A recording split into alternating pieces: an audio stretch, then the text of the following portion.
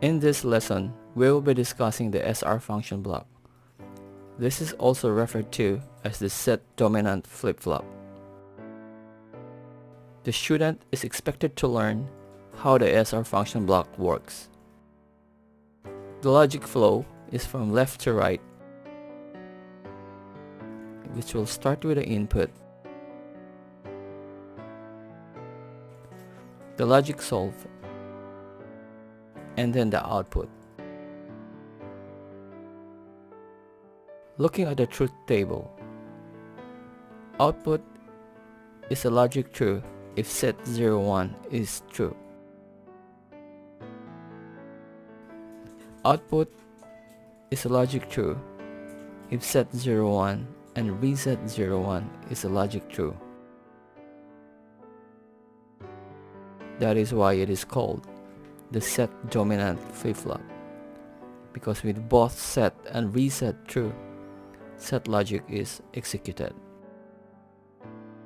Now, we go live with our PLC and simulate the inputs, and we observe the output and confirm with the truth table.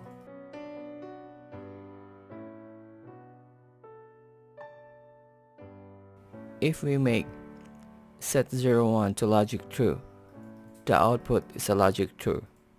If we make set 01 to logic false, the output is retained at logic true.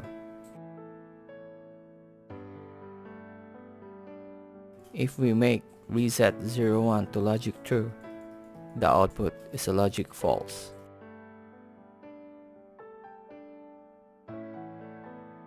If we make set 01 and reset 01 logic true, the output is a logic true. That is why it is called the set dominant flip-flop, because with both set and reset true, set logic is executed. To recap,